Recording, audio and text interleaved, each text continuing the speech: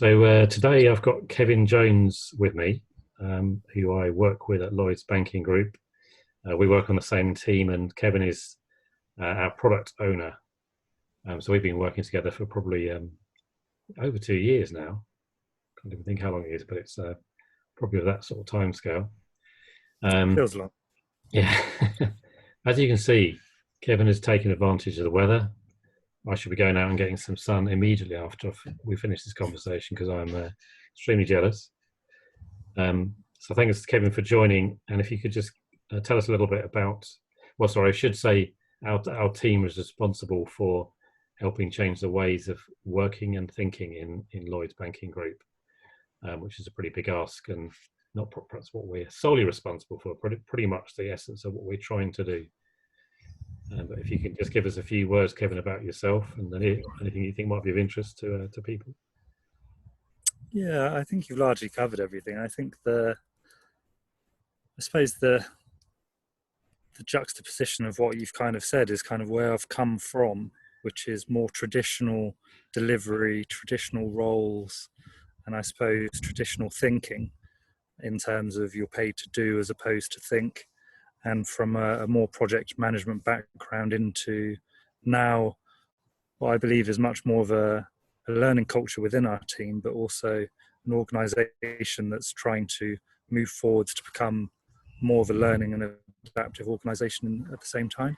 So from my perspective, I think the biggest thing is going from, I suppose, what I was to sort of, I guess, my role within the bank now. So quite a big learning journey for you already. Yeah, I would say so. I would say so. I think, it took a few bumps in the road, I think, to start seeing things differently. But once you start observing the people around you, but also, I suppose, start recognizing yourself through when you talk to others who show or mirror the sort of the personality and behaviors that I had sort of, 4 or 5 years ago. It's, I suppose it sort of inspires me to try and then, I don't want to say help because they don't need help, but it's about sort of, I suppose, raising the awareness of how things can be done in a different way as opposed to the way that they've always done things. Okay. Thanks. So the first question is, what matters to you and gives you motivation? So the sort of first and I suppose cliche answer is always around the team. So what really motivates me is sort of being there to support the team, but also when you see the team feel empowered to do what they believe is right and do what they believe is the sort of correct sort of course of action, if you like. So I mean that's always a big motivator for me, and if I can create the environment for that, then I'll try my best to try and do those things. But fundamentally, I think one of the sort of biggest learnings I had was probably 5 or 6 years ago when quite a sort of traditional delivery director approached me and told me about sort of doing what makes you proud. And I took that quite literally to start with, but then I started thinking how I could apply that to everything in life really. So the way I act with certain individuals, do I feel proud afterwards that I sort of acted in the best way that I could? In terms of whether I sort of succeed or fail in something, was I still proud of sort of my efforts and sort of I guess, what I put in to that particular task? So really, I suppose I always bring it back to the sort of the pride thing. So yes, I am proud of the team and the way they act, but also you've got to follow that through with your own actions and the way you act as well. So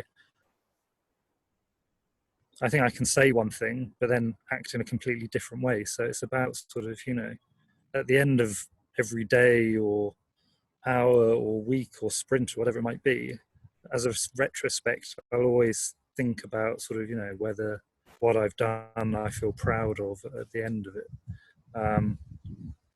And even if that is sort of pride in the team, it's still something that I can sort of, it's my yardstick, if you like. So you're able to use sort of pride in yourself and your actions as a mirror to check whether you're doing the right thing, especially around the team and enabling them to perform to their best. Yeah, I think it's because it's emotive as well. It's a sort of qualitative measure that always exists, and fundamentally, you can only put in what you can put in. And at the end of the day, as I say, whether you win or fail, your pride should still exist either way, as long as you've put in as much effort in as you feel you could. I mean, there's always times where I occasionally feel like, well, often feel like I could have done more or done something differently. But again, it always comes down to the same question to get that learning. So I think it's a good reflection point, I think, for anyone to sort of to have. Okay, thank you. And this feels like it follows on really naturally from what you've just been saying. But how do you learn in particular? I mean, I like to be able to learn through sort of observation, and even if I'm sort of reading, I tend to pick more up where I can resonate with particular activities or things that I recognise, whether that be sort of like reading books about sort of, Stanley McChrystal with Team of Teams, or David Marquet and Turn the Ship Around from like a military perspective. You can still start picking up sort of patterns and things of behaviours that you recognise within a corporate environment still. I think the other thing as well is, I recognise my strengths and weaknesses. So it's also about surrounding yourself with people to get a more balanced view and opinion. And I think over time that sort of, it certainly either sort of fills gaps or softens the edges as well, where having people that think differently to you can help you learn more as well. Because I think one of the things with my role within the team is that sometimes it can be too easy to go with biases and sort of rush into a decision or an action that needs to be taken without always listening to those around you. So again, a sort of learning from doing, I suppose, as opposed to reading, is actually knowing when to stop and then also when to sort of act. So sometimes, sometimes there are needs to act and learn, but sometimes there's a need to do it the other way around, which is learn first, then act second. And again, the only way that I've been able to do that really is through sort of the people around me from a team perspective, but also, the things that are around you that you can sort of, I suppose, look outside of your bubble. So, whether that's reading about things happening within other organizations, or whether that's about going to sort of meetups or other things like that, all provide additional context which will either prove or disprove any kind of hypothesis or thinking you might have based on what's happening outside of your immediate environment. So I think sort of, I'd always recommend try and get a 360-degree understanding, whether that be through learning, through data, or through whatever that might be. I think sort of don't limit yourself to sort of, I suppose, one way of thinking when actually, there's so many sort of gold nuggets you could potentially miss if you just end up going down one path. So if I'm understanding you, a lot of this is about diversity of thinking and input, whether that's within your team, but also, well, not only within your team, but also other organizations and just different contexts, which you can use to test your understanding and learn by lots of diversity. Yeah. I mean, one of my things that I mentioned earlier was around, I came from a a more traditional project management type role where you're compartmentalized. So you'll have your project manager, you'll have your BAs, you'll have your build team, you'll have your test team, and almost it didn't encourage you to understand the people, it encouraged you to understand the process. So as part of my learning, I had to learn more about the people and the way people act and think and all behave differently, and the sort of the benefits behind that. And that's where I suppose I was going when I sort of mentioned, when I do look to sort of books, I like to sort of have things from different, I guess, backgrounds or different sort of schools of thought to help kind of build a better picture. And the military-based books. Yeah. So I suppose one of the things that sort of resonated and inspired me with some of the books written by sort of Stanley McChrystal and David Marquet was around, it changed my thinking of leadership as opposed to being the person to coordinate and organize. Right. In a certain sense, giving orders was actually more about, well, how do you empower those around you? Because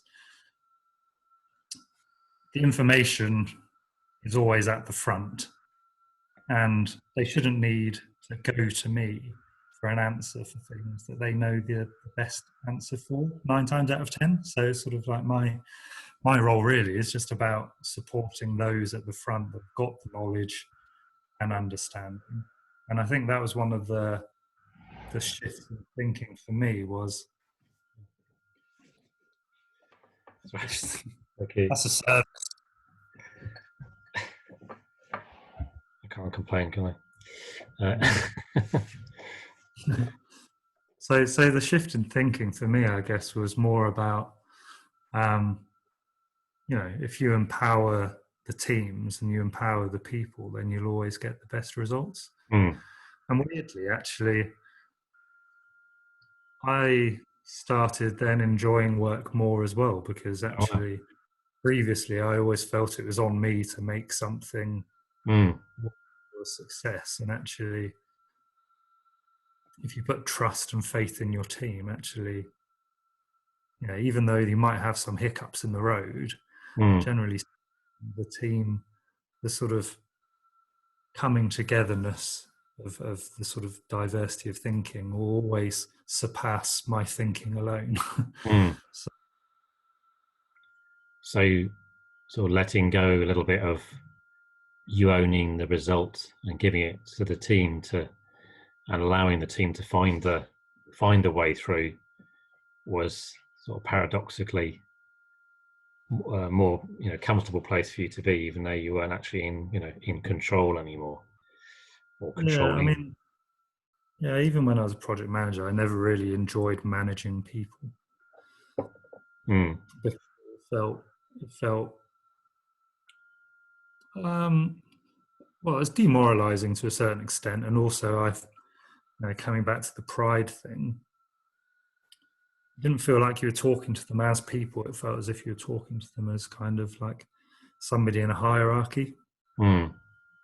Just made me feel uncomfortable, if I'm honest. So actually, the way of working that we've adopted, certainly within our team and starting to within the bank, I feel will play to a greater number of people's strengths than it does currently, as opposed to, I suppose, the more traditional command and control, or more sort of like Tayloristic tendencies of you're paid to do rather than think. Yeah.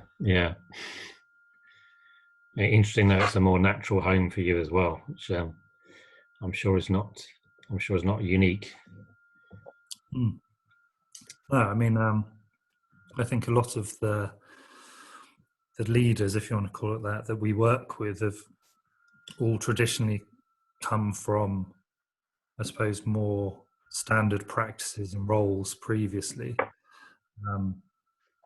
and because we're part of kind of quite a legacy in terms of how long the bank's been in existence. It's not the same as, say, a startup where you've got things that you're starting from scratch. You've kind of got a fairly substantial set of physical infrastructure, but also that, I suppose, the sort of the mental infrastructure and thinking that goes with that, with the policies and stuff. Yeah, that's a lot of legacy, I guess, isn't it? Okay, so the next question. So again, I feel like I'm asking the same question again, but certainly feels like it's building on what you've been saying. Is how do you make sure your blind spots or unconscious biases, especially when you're reliant perhaps much more on a team, don't trip you up? Yeah, I think a consciousness of your strengths and weaknesses is important for everybody. I think one of the learnings for me was, I think it was Drucker, I sort of put it, but it was around, do you spend all of your effort trying to improve the things you're not so good at, or do you spend more time trying to excel those things that you do? Yeah, I think it's like Managing Oneself by Drucker. I think it's a short book, but it's a good one, and it sort of stuck with me because I guess my thinking again previously was about highlighting what my weaknesses were and then looking to fix them through either learning or sort of ultimately covering it up, I suppose. But since I've, I suppose, matured to a certain extent, my thinking is now the fact that I recognize there are certain things that I'm not so good at. And I guess I always look to sort of people, and one of the things that inspires me are people that can do things that I'm not very good at. So, from a team perspective, I would say I gather inspiration from everybody because everybody is better at multiple things than I am, which always sort of, helps in terms of, I suppose, empowerment. It helps in terms of it covers my blind spots, if you like. Yeah. But also, I can also see then in certain circumstances where my strengths can help others as well. So it kind of goes both ways in the fact that, and I don't know necessarily whether the team recognizes the fact that they're better than me at certain things. I kind of hope that my attitude in certain things, they'll just recognize the fact that they are probably better. But, I think from my perspective, I say that the learning side of it was actually deciding that I would rather excel on the things that I feel like I am quite good at. And that I would say that I'm pretty level. So one of my strengths is that I don't get rolled up particularly easy, which is definitely a strength when you're working in sort of high pressure environments. But on the flip side of that, the negative of my sort of, I suppose, leveledness is that emotionally I don't always respond as other people might. So I recognize the fact that, within the team, we've got a number of people that are a lot sort of more emotionally connected. Yeah. One of them, and say I am. So there are certain things that, having those people that are, I suppose, more emotionally connected as well helps fill some of the gaps that I have. So that's certainly something from a team perspective. I recognize myself that I'm calm and sort of level in stressful situations, which then hopefully reflects with the team. But there's also times where I perhaps shouldn't come across as calm and as sort of unstressed, if you like, as I probably should. And that's one of the hardest things. So I think people can learn technical stuff, but actually the way you behave and your emotions, we all respond differently. And it's not a bad thing. It's just about, it is a bad thing if I didn't reflect on the fact that I don't always necessarily respond in the way that others might. But again, because I'm reflective, it does make sure that I I suppose, what I was saying earlier was around sometimes you just need to sort of think first and act second. The emotional thing, sometimes I need to sort of unemotionally, if you like, do the think bit before act, which is where other people would sort of maybe act first, just as emotional sort of, I suppose, response. So that's something that I guess I've had to learn to deal with more over time, to become less of a, I suppose, I guess, a process robot, and actually be more about how you create the right environment again for those people to act, behave, and sort of feel the way they do within that particular space. So again, if it feels like you're saying that you want to focus on your strengths, but that takes awareness in the first place. Part of that is awareness of maybe those strengths can become weaknesses, as you're saying, the particular example you're giving around being level-headed. But knowledge, that sort of self-knowledge, that self-awareness helps you see the need for a balanced team and the need for different strengths to counteract, as a collective. I mean, it's a complicated, interaction, a group of people, but somehow or other balance that so you get, a team that can operate well and counteract usually the strengths or weaknesses, or perhaps everyone play to their strengths, I guess, ideally.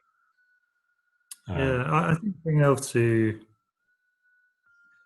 I think where we've benefited is the fact that we are able to sort of flip-flop between sort of strengths and weaknesses, and that's due to the nature, I guess, of sort of having quite a varied backlog of things that we do, which allows us to do those things, which I think is a good thing, because again, although I recognize it's a weakness and I feel like those blind spots are largely covered by the team, I can't always expect the team to be there all the time. So again, I think sort of like being cognizant, I guess, of those things is also, a really sort of key learning for, I think, most people around sort of how they, I guess, assess their own emotional intelligence to a certain extent as well, in terms of how you may be perceived if you act in a particular way. And again, a lot of my learnings over the years have been probably more on the I've done something and reflected on it later, and then had to either the individual or team or whoever it might be to then get feedback of, I've gone away, reflected that it didn't feel right, and have had to go back and actually learn from others as to maybe the perception was mirroring what I thought, and actually, I made a massive cock up, or actually the other side of, am I being sort of too sensitive to maybe what other people think? And again, it's sort of like a bit of a balance, but it's something I think which comes over time. Is there anything you'd like to share? Any particular story to bring that to life? I mean, I won't name names or anything like that, but working sort of closely with the team as you do, you sort of build friendships and things like that. And there have been instances in past years where somebody's a friend, but due to, I suppose, my role where I have to prioritize what needs to be done, there have been instances where I've had to tell others to basically stop what they're doing because it's not as valuable as something else. Or I suppose re-steer the ship in a certain direction because either sort of customer feedback or colleague feedback suggests that we're not heading in the right direction. And learning from me has come from where previously, I suppose, I've kind of flippantly sort of pivoted and either sort of inadvertently cold-shouldered somebody or upset people, where they hold a lot of pride in the work they've done, or they feel like they've wasted a lot of effort doing something that they felt was valuable to be then told that it wasn't. And it's that's kind of where I guess I've had to sort of take a lot of my learnings from as well, is actually how again, coming back to the sort of the people side, how you can communicate effectively while still being transparent. I think the other learning as well, and I can sort of associate it with the team I'm in now, was previously I was a consultant, and showing weakness or vulnerability was just, it just wasn't allowed. I mean, you were being paid to be on a client site, you have to be there and have the answers. And one of the big, I guess, turning points for me in my career is actually expressing when you're vulnerable to others or when you don't know the answer. And by expressing that you don't know the answer, sort of allows other people to step up and either sort of help you understand the question and come to an answer, or actually meet other people that already know the answer you just wouldn't have typically asked them, maybe. So I think one of the big changes, and it's kind of ironic because I'm more senior now than I was then, and actually I now feel more comfortable with expressing my vulnerabilities than when I was younger. But maybe that is because of the sort of, I guess, the seniority safety blanket almost that sort of you end up building. But I think vulnerability, though, is definitely one that should be embraced regardless of kind of level within an organization, because it allows others to sort of step up and support and help. But also it makes it, people talk about collaboration all the time, and for me, you can't force collaboration, but where we're all got the innate ability to want to help people when it's needed. And if somebody actually openly says, "Can you help me?" I think, it'll take a rather unusual person to not want to at least try and do something to support and help. Okay. Thanks you, Kevin. Thanks for expanding on that. So the penultimate question, I think, will be, what have you learned recently? We can be generous about what we mean by recent, but what have you learned that has changed your beliefs? So I guess I've kind of touched on them already, really. So I say sort of recent. I mean, it's been the last few years, but the vulnerability one is huge for me. It was a real sort of like light bulb moment. And I actually, bizarrely, and I can't put a finger on why, but I actually enjoy telling others when I don't know the answer. Most of my stress and anxieties previously came from almost hiding the fact that you didn't know. So being able to turn around and just go, I have not got the foggiest of kind of where we're going to go, but it's about that sort of journey then of other people stepping up to support, to sort of fill those gaps, as you sort of we talked about earlier, in terms of helping with your blind spots. And that I suppose is probably the most profound thing that I've learned, and I'm still learning from at the moment. And I think the sooner that we can start sharing those vulnerabilities within the workplace, I think it'll be a happier place for everybody. Just in terms of building confidence, supporting learning in an organization, because if you're in an organization where there's a fear of failure and fear of being vulnerable and not knowing the answer, it doesn't really inspire you to learn or do something different. So for me, the sooner that we can get, I suppose, vulnerability spoken about in terms of you're not always going to know the answer, or you're not always going to succeed, then I feel the happier people will be. And and again, I think it helps with flattening any kind of hierarchy that might exist or sense that exists. Given that, again, there's the sort of stereotype around, I suppose, the leaders or managers always having an answer to a question, and actually, quite often, it's the first time of hearing of a problem, so you don't. It's very interesting. Yeah, I was just reflecting. You used that language earlier on about the happiness or the relief of knowing that you don't need to know, you don't need to manage people in a way that you felt very uncomfortable with and wasn't you weren't proud about, didn't reflect perhaps your values. I'm not sure this is the same thing or something slightly different, but it sounds very the feeling that you get from that of release or relief or comfort was reminding me of that. Yeah, it definitely is connected. I mean, I think the hardest thing I've ever done was sort of open up and be vulnerable to not knowing the answer to sort of, my peers, team, or bosses.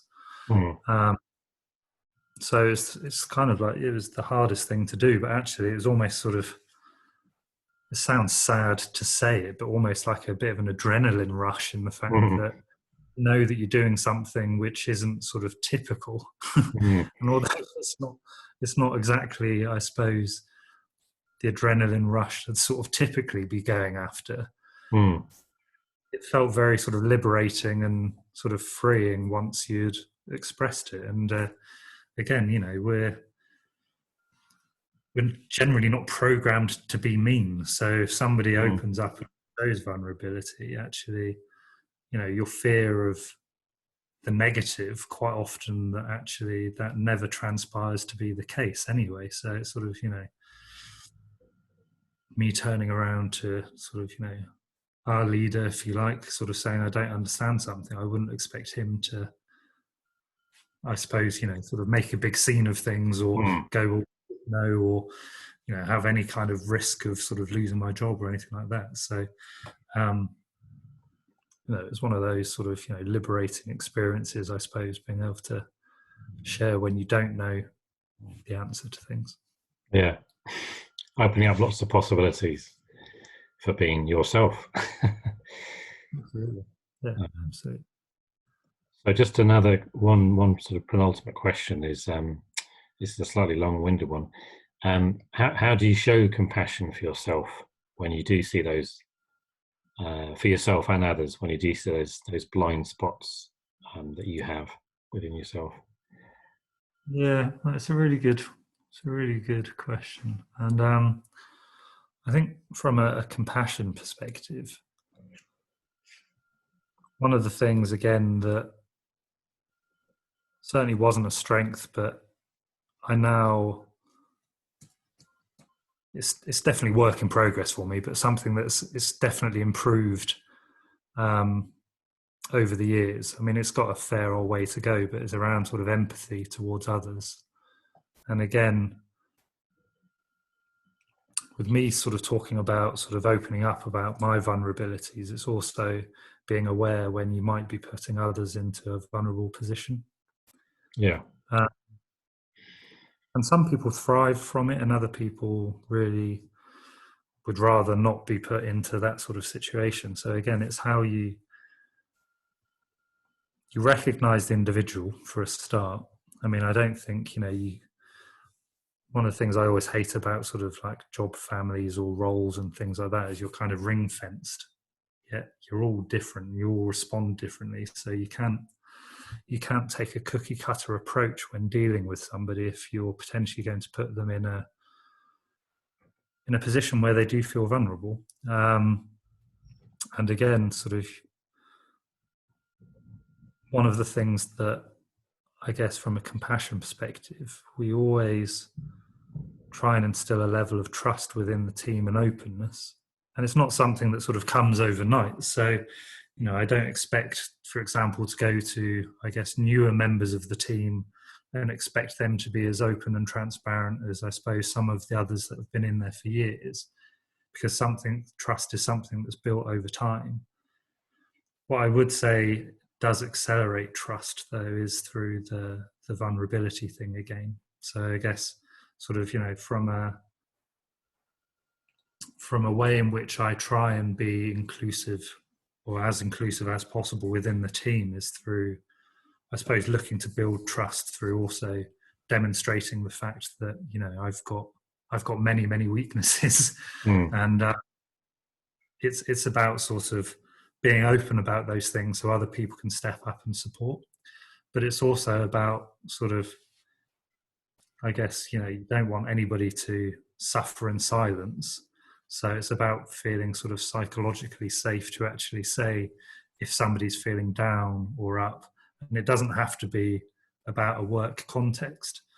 And again, where I feel quite privileged with our team is that there feels like there's a good balance of, we can sort of get our heads down and get stuff done when it needs to be, but at the same time, we feel equally happy to sort of talk to one another on a social standing, as opposed to it just being work related. And again, that's through the sort of the openness and the trust that's been built over the years. But there are, for me, some accelerators that I would sort of encourage others to do, and fundamentally it always comes down to that vulnerability piece about how you can support others, but also again, sort of, my pride side of things always comes down to, again, how do you feel after doing something?